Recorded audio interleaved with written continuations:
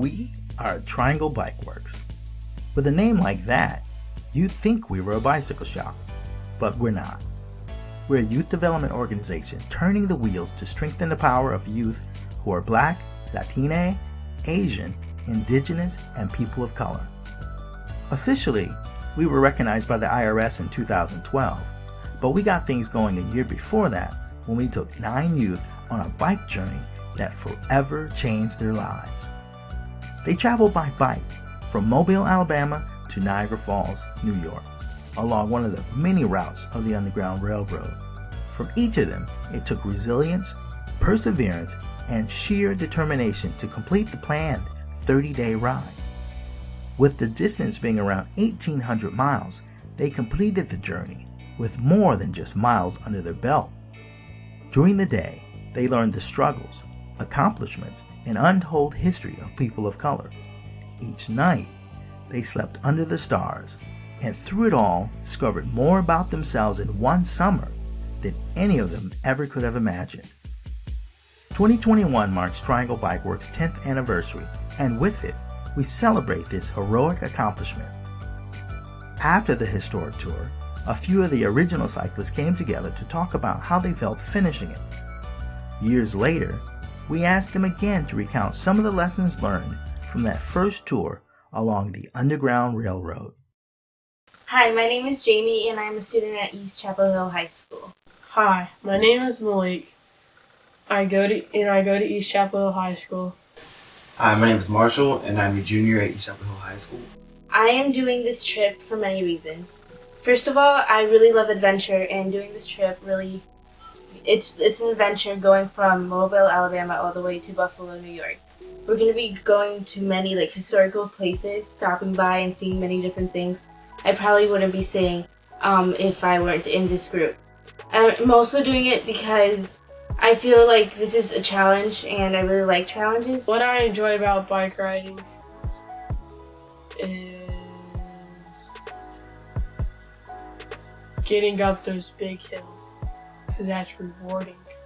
The main reason I'm really excited for this bike tour is because I want to experience, the kind of hardships that slaves went through, and they were fighting to, get free from oppression and really reach, the border. Before the tour even started, I was like, I don't know, this feels like it's gonna be really hard. I don't know if I'm gonna enjoy this. And the first 2 or 3 days, I was exactly right. I was dreading it, I guess, because it was so hard.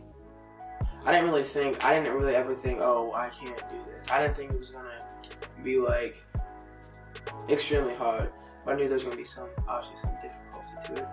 So I was just looking forward to seeing America and learning about the history of our ancestors. So that's kind of what kept me wanting to do it when we first came up with the idea. You know that feeling when you start something and you're halfway through it, you just want to give up.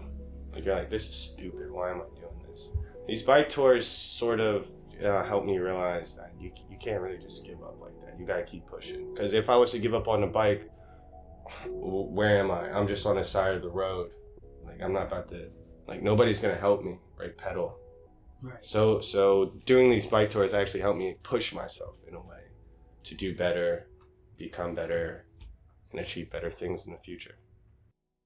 It was definitely mentally challenging. It was a real mental game for me, just because I didn't know if I could do it. There were times I wanted to fall off my bike so I can get back on the van, just because, it was really hot and it was just something you had to keep on doing. So the fact that I was able to stay on that bike, even though I wanted to get off, and just keep on riding, I think that was the biggest challenge I had.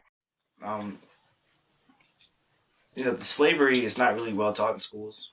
I know we had 1 chapter on it in U.S. history this year, and that was it. One of the former owners told me that when they took a furnace out that sat right here, that there were steps that went down under this floor and went into a pit, and the pit led into the tunnel, and the tunnel goes 2 blocks down to the Ohio River. Okay, follow me this way. A young man, 11 years old, found the key tucked in that limestone wall. about 5 years ago. He said, Mr. Gore, what's this? And I said, what? And I started to pull, and I pulled the key. When we go in, I'm not going to shut the door, but I'm asking everybody to be real quiet and respect and honor those who were held in bondage here. And many of them never got out of these places. Now, on the far wall over up in the corner there, just go right around them, you'll see blood stains. Right there, that's your blood stains right there. And children in these kind of places all over the country and around the world, these kind of dangers were held. You didn't know what the next second was going to bring.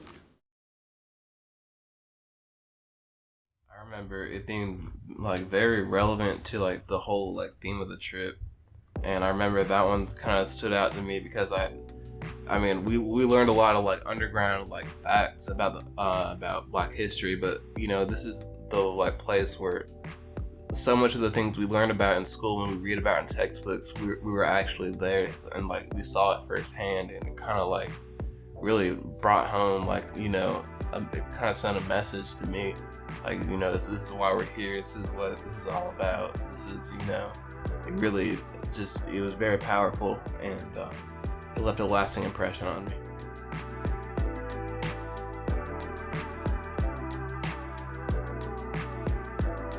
And going to Birmingham and going to Montgomery, I was really able to see those. You know, going to the 16th Street Baptist Church, looking at that, or the MLK Memorial, or not MLK, but the riots and how they were, the memorial for the riots and all the statues and just pretty much markers that show what truly happened and the atrocities that occurred. And I think that was a really good way to ease into the trip, so we could kind of see, you know, how those people struggled for what we're doing, who we are right now. Let me think. Oh yeah, that one was like nice because it wasn't just like about enslaved people or blacks. It like was about everyone in history who's been like enslaved at a point, or like not even like for like labor. It had an exhibit on sex slaves in like third world countries, or even like places like India and stuff like that. They still have sex slaves. That was fun. It was huge. It was like 3 or 4 floors, and 3 or 4 floors. A lot of information about everything. So this group called NAPS came and they greeted us with a marching band, and people were singing and clapping. And there's like a news crew. It felt like we were celebrities getting ready to walk the red carpet.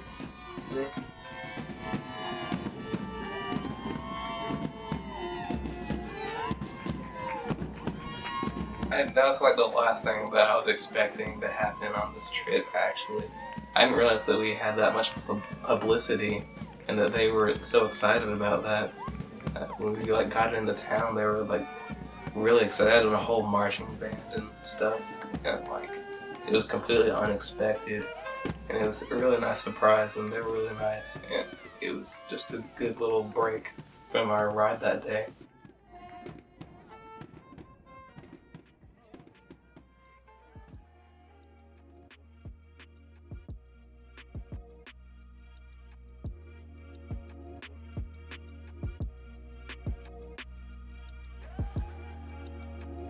But then, like, when we started getting in the rhythm of things and we got used to it, things got easier, and I realized I just had to do it, and I started enjoying myself more.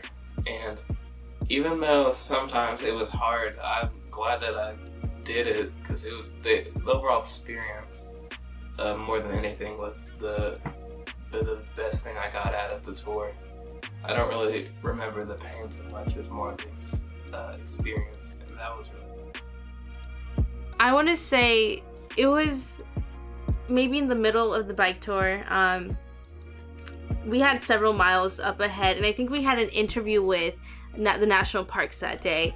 And I asked Kevin how many more miles we had left, and he was like, "It's all downhill from here." And it was not. It was just, it was like a roller coaster. You said that when you were at the bottom of the hill. And it was just up and down.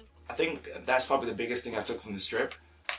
Just knowing myself my flaws, I have a lot of them, my strengths, a lot of those too, and just how to cope with both of them and how to live with a new family. I'm definitely a lot more adventurous. I'm the first one to think of a plan or a trip and just go out and do it. Just go out and, explore whatever's out there. I haven't really been put in a situation like that before where, there's like so much expected of me and I was able to do it.